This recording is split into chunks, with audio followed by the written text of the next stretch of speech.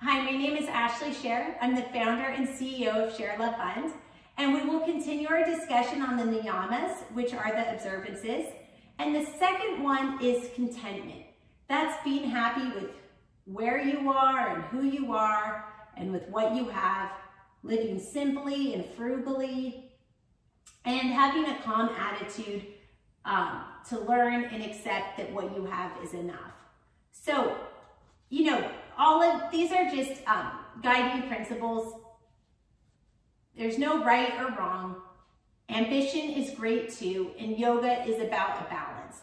But in terms of contentment, it's really just an acceptance of where you are right now.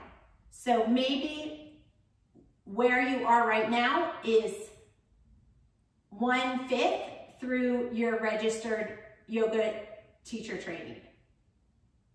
Being content with that does not mean that you don't aspire to finish your yoga teacher training. It just is an acceptance of where you are right now.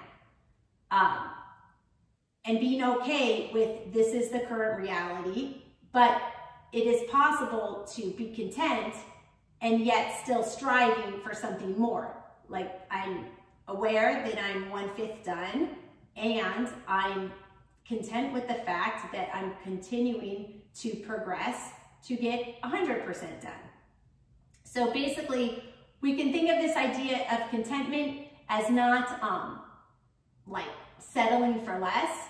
We can think of this idea of contentment as not feeling anger and resentment for where we are now. So anyway, let's apply this by age group. We'll look at preschool, elementary school, and middle school. So in preschool, there's a lot of comparisons that children do.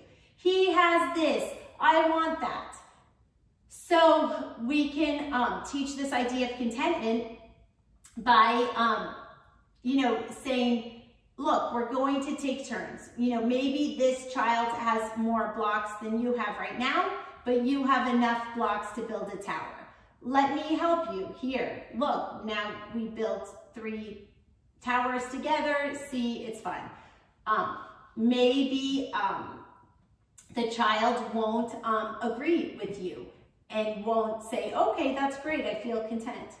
However, by not engaging in this like fight of righteousness and not engaging in the comparisons, we lead by example to show contentment. In elementary school, the children are also comparing each other, and elementary school can be very competitive. We can start teaching lessons of contentment by encouraging children to focus on themselves. Instead of thinking about how fast this other child ran a mile or how many pull-ups this other child did, instead of thinking that, we can encourage children to set their own personal fitness goal and to challenge themselves. Did I do more pull-ups this month than I did last month? Who cares what Susie or some other kid did? I'm in competition with myself. So in elementary school, we can foster self-confidence and self-esteem by introducing the concept of competing with yourself. And yoga is a great sport to compete with yourself because it's an individual sport. Not everyone considers it a sport, so it's an individual relaxation or sport, but actually you can get pretty strong from it.